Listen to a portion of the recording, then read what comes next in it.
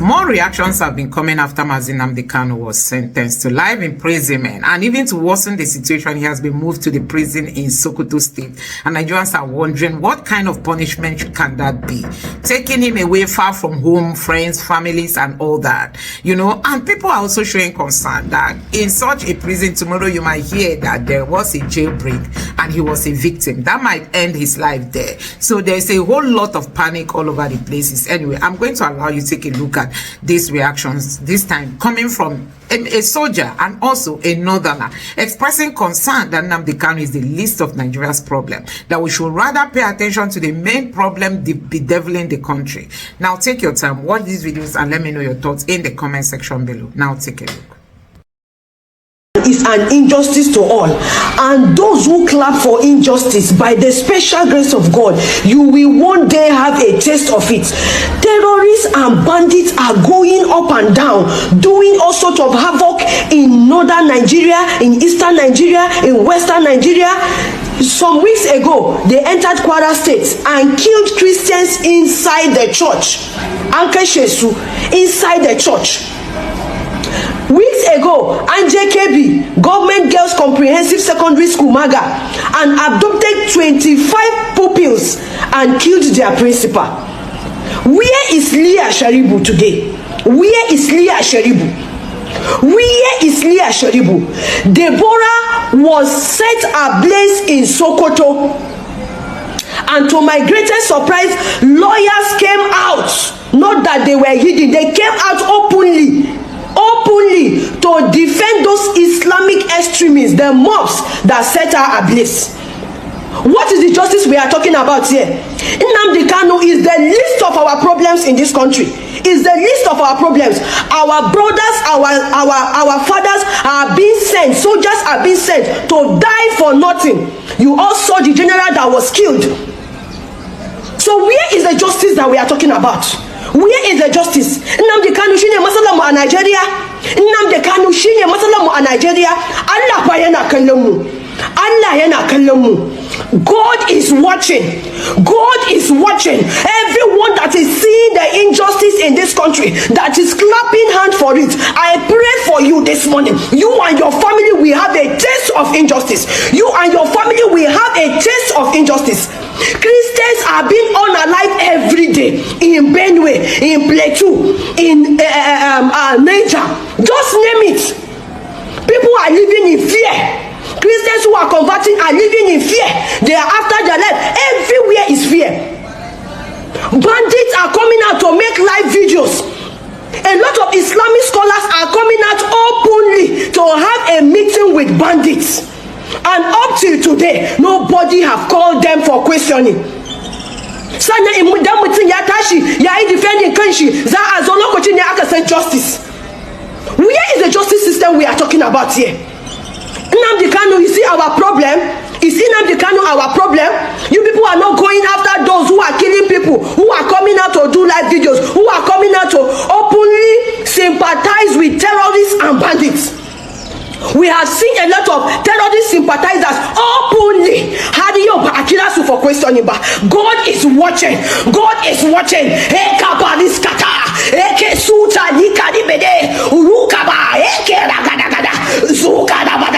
Everyone that is supporting injustice in this country, Father, in the name of Jesus, I decree they shall have a taste of it. Their family members will have a taste of it. Their children will have a taste of injustice.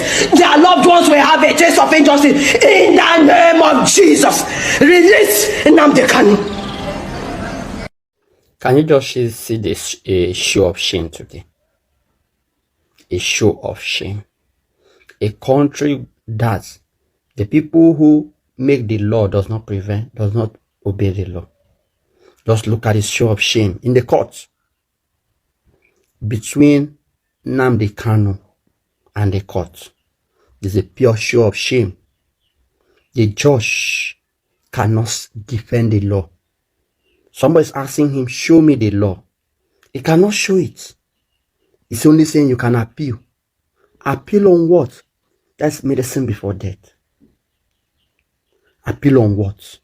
Show me the law that you want to use. You cannot. And this is the same country that somebody's defending criminals that are killing us. Criminals that are killing us. Somebody defending it. This is the same country that governors are welcoming criminals. This is the same country that I know what I face in Giwa Barrack. I go to the bush to cut firewood for them to make our food. But Boko Haram, called repentant Boko Haram, were using gas. Their food were well tested and prepared. But we, as we are going to cut the firewood, we are even keeping some soldiers to prevent our life. This is the same country that a soldier will be sick and he will go to the hospital in the northeast, in Maiduguri, Giwa Barrack, and Boko Haram. Ejimakor, I mean, it's taken 10 years after he was first arrested to get to today's verdict and sentence. What questions does that raise for you as a lawyer? Well, the verdict, both the verdict and the sentence came as a huge surprise to me. First of all, this is a classic case of someone being convicted solely on words he had uttered from elsewhere, not even from Nigerian soil. For instance, the judge reeled out what was purported to be broadcasts made by Nnamdi Kanu from his location in the UK during the NSAS protests. And the judge relied or pivoted on that as one of the bases upon which he granted the conviction. But guess what? A lot of people died during the NSAS. A lot of them were innocent citizens. Notably, a lot were massacred at Lekki Toll Gate. And the NSAS report from Lagos State, mainly, and from Abia State, never indicted Mazi Nnamdi Kanu or any member of IPOB or anything IPOB. But you see, the judge just went too far in extrapolating that NSAS incident and blaming it solely on Mazi Nnamdi Kanu and not on any overt act, any physical act that he committed on the soil of Nigeria, but solely on speeches or broadcasts he made or utterances he might have made from his location in the UK. So that one is number one. Number two is that the judge also made references to utterances Mazi Nnamdi Kanu made in the United States as far back as 2014, before the World Igbo Congress event. That was 9 years ago. And then, just a statement that one could say was mere puffery. We need guns, we need this and all that. And then suddenly, all of a sudden, 9 years later, you said he now grounded a conviction on the claim that that statement led to the death of someone in Nigeria. You see, they have thousands of IPOB or so-called IPOB, alleged IPOB members in detention, and none came forward. They never extracted any confession, which was tendered in court, linking Nnamdi Kanu's utterances of speeches or broadcasts to any actual violence or crime or act of terrorism in Nigeria. None whatsoever. Okay. Okay. Well, I will come back to you in a minute, but thank you for setting out that stall. Let me come to you, Honorable Etana Bene. I hope I'm getting your name right. Based on what you're hearing from Aloy Ejimakor, the barrister, as well as what I presume you saw in court today, are you feeling distinctly queasy about this verdict? Well, thank you for having me. Ordinarily, I'm not too surprised, based on the events, of how this case started, By the way, I'm a lawyer also, so I kind of understand how, it has come to this point. However, for me, criminality against the state, I try to separate it into different forms. You have economic criminality against the state. We're talking about corruption and all those other things. Social criminality, we'll be talking about murder, kidnapping, arson, and so on and so forth like that. Then we also have political criminality. This area is very wide. It's very wide, depending on how you see it. The actions of certain group of persons, tend to undermine, codified laws of the state. It's what they call all this subversion and all those things, like that. But you see, it is not generally acceptable by all the parties concerned. If a group of persons feel for reasons best to their interests, says this is how they feel, if you tell them at that point that they are committing crime against the state, they will not accept it. They will rather want you to take out what is making them, react, in that form, for you or for everybody to say, yes, a crime has been committed. I don't want to go far into many examples. If not, I'll be talking about, why some people say there's genocide somewhere, and some people say, no, there's no genocide, somewhere. So you that is feeling it, So most political criminality issues, it's not today. It started many years ago. Then Nelson Mandela, they went through such trials, Nkrumah, even in Nigeria, even the perceived winner of our June 12th election, was convicted based on, political criminality. So for me, when we get into the topic of political criminality, my first response to handling this matter is also political, not through the legal processes. All these, our forefathers, Jaja of Opobo, great Nana of Ishekiri, Oba Overami, they opposed against the state at that time. They tried them, but we know that they were fighting for the liberation, of our people. So most political criminality, I rather suggest that we should explore every alternative dispute resolution techniques, before we begin to talk about, all this. I listened attentively to the judge as he was delivering, the judgment. I did not see anywhere that the gentleman was tried, for murder. If not, would have had people coming to testify that he killed this. The people who died would have been mentioned. All the first, second, third count, 4, 5, as it may be. The utterances, statements made. I was born in Saple. All this kind of talk, we have heard them many times. We don't take them, seriously. But in any case, all the things they said, he said, were words that the state wants to hear. But I did not hear when he said that the issues in the Southeast can be resolved if they give him 20 minutes or a few days, to... Those are very positive words for peace. But you would have thought that those words would be coming from him in his defense. And he, because the court relied essentially on the prosecution to get the case through, because Nnamdi Kanu was not putting forward that kind of defense, especially at the critical time when he needed to deliver that defense towards the end of the trial. My brother Charles, see, there are some cases, you don't just bother yourself. If the state or the powers that be, are fixed, their mind, on it.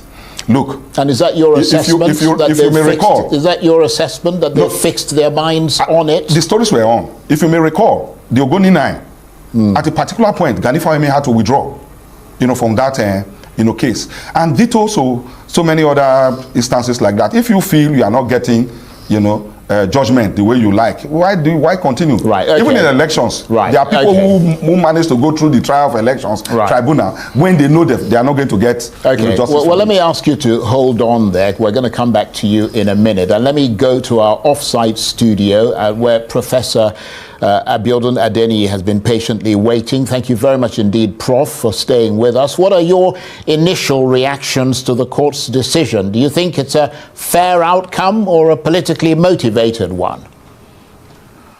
Well, thank you very much, Charles.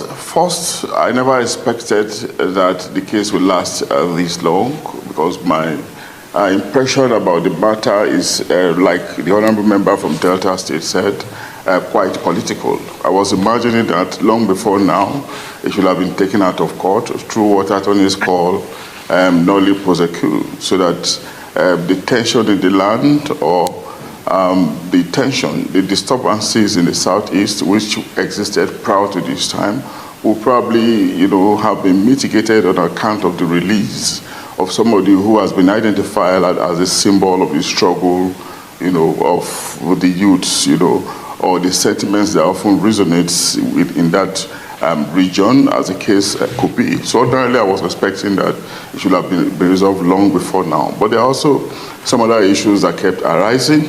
The personality in question appears to be somebody who is somewhat tempestuous, who keep seeing him in calls and in places appearing slightly unrepentant, as the case could be, consistently fearing things that could also continuously be irritating to the powers that are interested in prosecuting him. And of course, in the build-up towards the end, the business end of the trial, lawyers who are trained in the business of defending and prosecuting supposedly or were reported to have pulled out, from around him, that he was going to defend himself. This is somewhat strange, and I'm wondering, I started wondering how he was going to pull this through successfully. So what we are seeing now appears really predictable, but there's also a room, a reason for us to be gratified that the judge didn't give, a death sentence. Life imprisonment, still gives some more room for some window, some positive window. And of course, we also still know that higher courts are still there. The appeal court is there. The Supreme Court is also still there. There might be some room in the future for the judgment to be reversed or to be reviewed, as the case could be. And again, political solution is still a continuous thing, something that can still continue. The narrative is not ended yet. In the future, there might still be a need for us to have some consequential review, remembering that in recent years we have had government pardoning all kinds of people, So in the future we might see some government, without prejudice toward this appeal court, the Supreme Court will say in respect of Nnamdi Kanu. We might still have some political solution to the case, because what it means with Nnamdi Kanu remaining in prison is that, something is still missing in our nation-building efforts, We know what he represents, we know that he has sympathizers, and we know there's some powerful sentiment supportive of his cause. And if that cause, that sentiment is locked in prison, it still means that there's something that we haven't dealt with. So I still believe that in the future, whether in the short or long term, it's something that we need revisiting. Right. This could be Charles.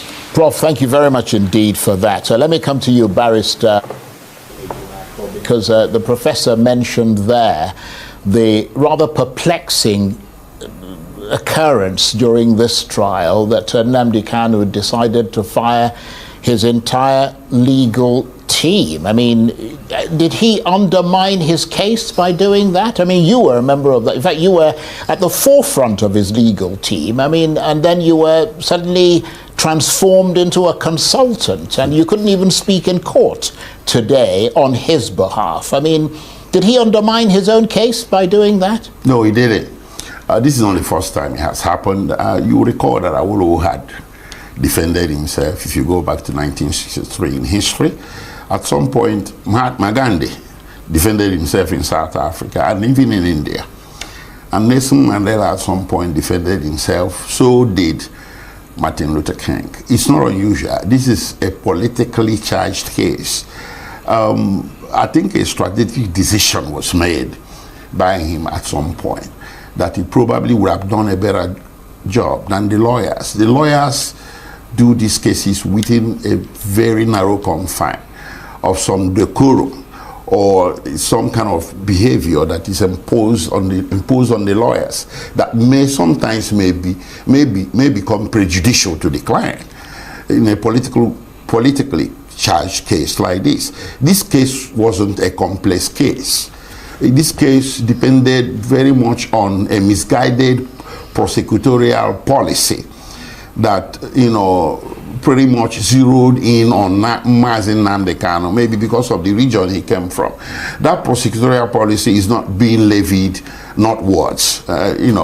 we have a different prosecutorial or different counter-terrorism policy up in the north, which is engagement. Well, let me come in there and ask. The comparison may be too far afield. Well, let me come in there. It has to be an equal opportunity crime. Indeed. But let me come in there and ask you this, because of the fact that you raised the issue of the southeast. What are the potential security risks in the southeast region in your assessment? Do you think this verdict will lead to increased tensions or calm in the region? Briefly. President Nnamdi Kanu is committed to non-violence. I also take this opportunity to appeal for calm, just like others have done. But whether people are angry or not, they are indeed angry, because there is a perception that this whole thing is sectionalized. That perception has to be removed, and the growing notion that, you know, he's being singled out is gaining currency. So how do we stop this? We stop it by the government changing its policy a little bit to, you know, giving everybody equal opportunity, equal peril. Right. If you did something wrong, if you are from the north, they treat you as badly as they treat someone who did it wrong from the east or the west. But when you single a certain region and you levy an attritional prosecution against someone, it creates this perception, and of course it kind of heightens the alienation of that very region and makes worse the very problem you're trying to solve, the problem of inclusion and exclusion. And this is what is driving the agitation. But having said that, calm is required, because we still have opportunities laying ahead. Indeed. Let me come to you, Honorable Benedict Tenabene. I mean, you are a member of the House of Representatives, you're a lawmaker. Does this verdict and sentence have implications for Nigeria's national unity and cohesion, bearing in mind that you're not from the southeast yourself? Thank you very much. See, that is even the more reason why I am concerned, because I'm not from the southeast. But as a Nigerian, I'm beginning to think that the earlier we solve some certain problems, the better for us as a nation.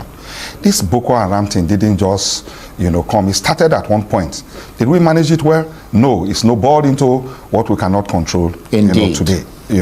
And there are so many other things happening in this country that I think, if you serve the plate well for one, you should serve for the others. This banditry has gone to an extent where states are beginning to negotiate with them. We didn't kill them. There are guys who come to the meeting in State House with machine guns wrapped all over their body, with army personnel in attendance. We are looking at them, we are negotiating, and yet these guys are not dropping, arms. This situation in the southeast, I'm not holding brief, for the gentleman, I have my reservations, but entirely what it's all about is about the interest of the southeast. Let me tell you, Charles, a quick one. I thought the live coverage of this judgment, I put my mind empty to see from both sides squarely. I thought it was going to serve a good purpose for Nigeria, but at the end of the day, I'm beginning to think, no, there are new issues that came out. One, you say the man said that my people should defend themselves against marauders, bandits from Futajelon, Mali, and certain naming other countries. Is that not the right thing to even do in Nigeria today? To tell your people if government cannot defend you, you should be able to tell your people. The only side that concerns Nigeria is that it mentioned Nigeria. But indeed, I will be happy if I see a brave man from my place saying that people from another country coming to invade Nigeria, killing our soldiers, killing our citizens, kidnapping, innocent girls, and we are looking at them, we are not doing anything about it. So let us not create a situation. I see most of his statement, the way he delivers it might not be okay by me, but I see his statement more of a very strong interest against, protecting the rights of his people. It happened in Niger Delta. The militants. And at the end of the day, a compromise was reached. Today, Nigeria is better off with that compromise, because they are even helping to protect our oil facilities, and we are earning more money, from it. If we are gone in that same crisis mood, no. I take something away from this young man. He said, yes, there are crises everywhere, not only in the southeast, but let me go. Give me the opportunity. Let me go in 20 days or in 20 minutes, whatever. A desire to bring peace. I think we should not throw away that option. Indeed. Thank you, Honorable Tenabene. And let me come to you, Professor Adeniyi. Is there a risk that this verdict could galvanize support for the separatist movement, or will it weaken it, in your assessment? I think it's just once more highlight the fact that legal justice may not be sufficient for nation building in a situation where social justice would rather suffice. Now, issues around us are far transcending Nnamdi Kanu. We are seeing terrorism being on the rise. We know what is happening in the last couple of days in this country, and it's becoming increasingly disturbing. Even as we speak, there's a session going on Nigeria in the U.S. Congress. We are on the global spotlight on account of our inability to manage our territory, unfortunately. And this, we do not know how it will pan out, considering how Trump has remained unapologetic on his threat to attack this country. And we know what this means. All this simply says, what it simply means is that maybe in the past we have been lethargic on how we have been handling our internal affairs. So the issues we have to deal with now goes beyond Nnamdi Kanu. Includes people, unrepentant terrorists once more, who are operating in the northern flank of the country and becoming increasingly vociferous, threatening the very foundation of the Nigerian nation state. We do not know what our future is going to look like. So I want to argue that perhaps the government should not prioritize legal justice above social justice in managing what appears like political crisis, political agitations, what appears like concerns, by ethnic groups, to highlight themselves within the fragile Nigerian nation state. And Nnamdi Kanu has come to represent a section of this country, believing that that section is rightly or wrongly underrepresented, underportrayed, within the body politic. The subtext, shouldn't be undermined.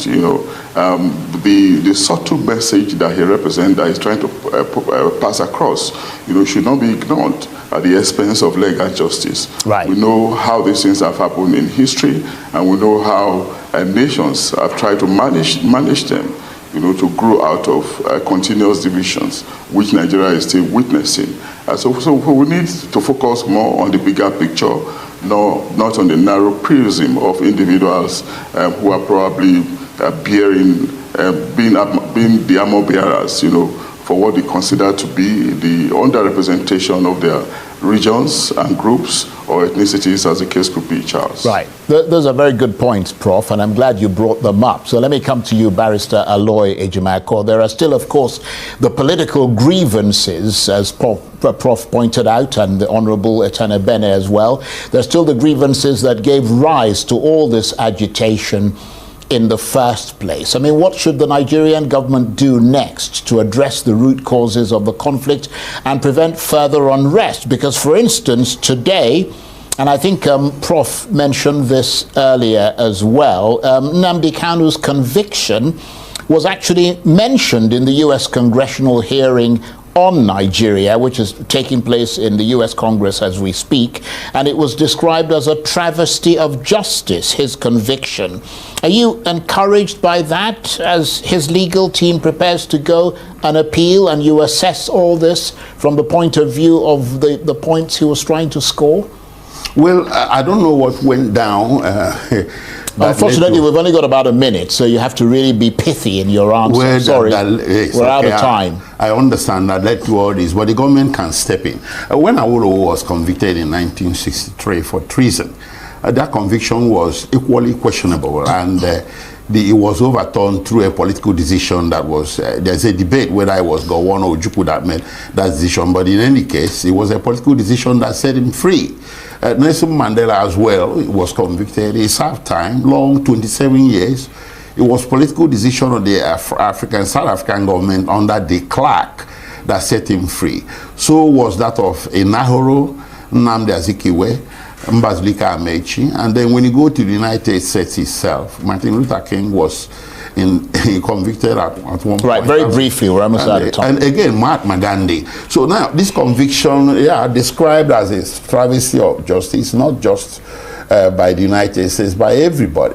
So it gives Nigerian government the opportunity to step in. Okay. If something went down, something went wrong, there's a new opportunity, a new window of opportunity to solve it. You see, America took a very weighty decision recently to intervene security-wise in this country, and they never mentioned the IPOB on Nnamdi Kanu anywhere. If they do, it's going to be in favorable terms, not in disfavorable terms. Right. Okay, I've got to go. Kind of points a way forward for Nigerian government to do that, so that this sense of exclusion and alienation in the South that is running rife will be checked once and for all. Barrister Aloy Ejimakor, Honorable Benedict Tenabene.